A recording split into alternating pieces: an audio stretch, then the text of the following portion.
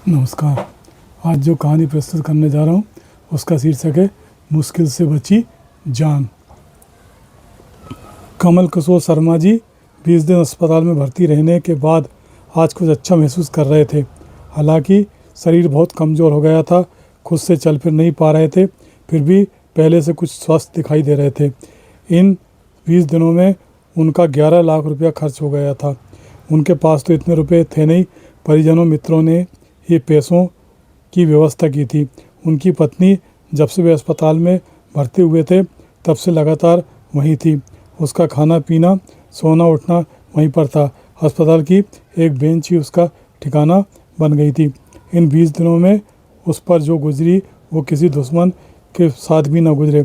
20 दिन पहले कमल किशोर जी ठीक थे और गांव में रहने वाले अपने रिश्तेदार रमेश तिवारी के यहाँ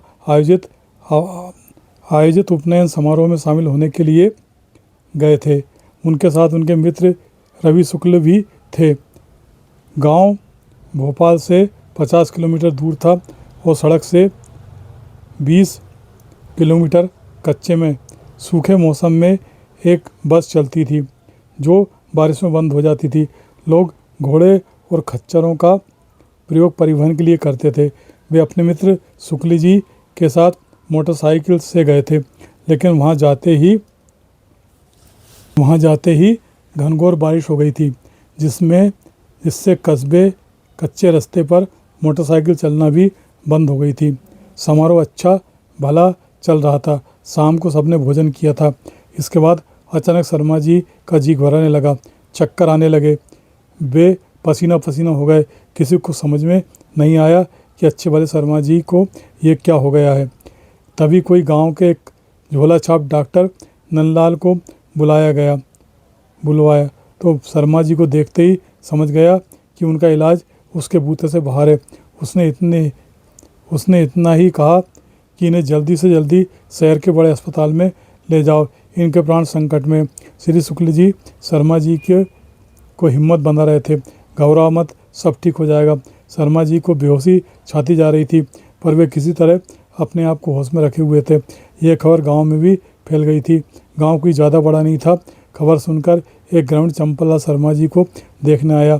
उनके पास एक गोली थी जो उसने शर्मा जी को यह कहते हुए दी कि ये गोली खा लोगे तो 5 घंटे तक जान का खतरा टल जाएगा। सब चंपललाल को अविश्वसनीय नज़र से देख रहे थे और चंपललाल कह रहा था, अगर ये गोली सही वक्त पर मिल जाती तो मेरे बड़े भाई गेंदालाल के प्राण बच जाते। वह जब बीमार हुआ था तब डॉक्टरों ने उसे हार्ट पेशेंट बताया था और पैसे का इंतजाम कर अस्पताल में भर्ती हो इलाज कराने की सलाह दी थी, लेकिन बस पैसे की व्यवस्था नहीं कर पा रहे थे। डॉक्टरों ने उस वक्त हमें 10 गोलियों का ये पैकेट दिया था और कहा था जब हालत बिगड़े तो उसमें से एक गोली खा लेना और 3 दिन के अंदर उन्हें अस्पताल में भर्ती करा देना। 3 दिन के 7 दिन हो गए थे और हम पैसे का इंतजाम नहीं कर पाए थे।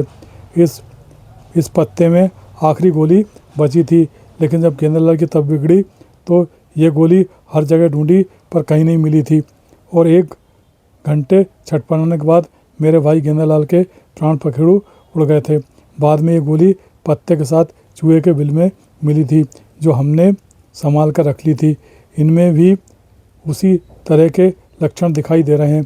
अब चंपललाल की बात मानने के सिवा और कोई चारा नहीं था। ये गोली फौरन शर्मा जी को खिलाई गई। फिर घोड़े की व्यवस्था की गई। अविलंब शर्मा जी को बिठाकर वे सड़क मार्ग की तरफ रवाना हुए। रात गहराती जा रही थी और शर्मा जी के साथ शुक्ला जी और चंपललाल जी चल रहे थे। पूरे 2.5 घंटे बाद वे सड़क पर पहुँचे। वहाँ उन्हें एक टैक्सी खड़ी मिल गई। उसने स्थिति की गंभीरता को देखते हुए 28 मिनट में शहर के निजी हार्ट अस्पताल में पहुंचा दिया। वहां डॉक्टरों ने प्रारंभिक परीक्षण बाद तुरंत उन्हें इमरजेंसी वार्ड में भर्ती कर लिया। बेड पर जाते ही शर्मा जी को हार्ट अटैक आ गया। डॉक्टर उनका इलाज कर ही रहे थे कि अचानक उनके हृदय ने काम करना बंद कर दिया। डॉक्टरों की पूरी टीम उनके प्राण बचाने में जुट गई थी। हार कर वरिष्ठ डॉक्टर सिन्हा जी ने शुक्ल जी से कहा, एक 25,000 रुपये का इंजेक्शन लगेगा, उससे इनकी धड़कन वापस आने की 50% संभावना है। शुक्ल जी ने सिन्हा जी के हाथ से तुरंत पर्चा लिया और अस्पताल के अंदर स्थित मेडिकल स्टोर पहुँचे। पलक झपकते ही वह इंजेक्शन तथा दवा लेकर वहां हाजिर हो गए। तब तक शर्मा जी की पत्नी सुरेखा वहां आ गई थी। उसे शुक्ला जी ने पूरी बात नहीं बताई। तुरंत सहमति पत्र पर उनके हस्ताक्षर लिए और शर्मा जी के बेड पर पहुंचे। डॉक्टर शर्मा जी के इलाज में जुट गए थे। इंजेक्शन ने कमाल कर दिया था। शर्मा जी की धड़कन वापस आ गई थी। डॉक्टरों के चेहरे पर संतोष था। बाद में जब शुक्ल जी ने सुरेखा को सारी बात बताई तो सुन के उसका कलेजा कांप गया। शर्मा जी की तुरंत एंजियोग्राफी की गई। उनके हार्ट की तीनों नलियां 90% तक बंद हो गई थी। डॉक्टर कह रहे थे अगर कुछ क्षणों की भी आप देर लगा कर देते तो इनके प्राण बचाना मुश्किल था। चंपालाल शर्मा जी की धड़कन लौट आने की खबर सुनकर गांव की ओर चल दिए थे। उन्होंने किसी पर अपना एहसान नहीं जताया था। उन्हें इस बात की खुशी थी कि वे शर्मा जी के प्राण बचाने में सफल हो सके। सुरेखा पूरे 20 दिन बाद इस पर विचार कर रही थी। शर्मा जी बहुत कमज़ोर दिखाई दे रहे थे पर वे जिंदा थे। सुरेखा को इसी बात की खुशी थी। उसका सुहाग उजड़ने से बच गया था।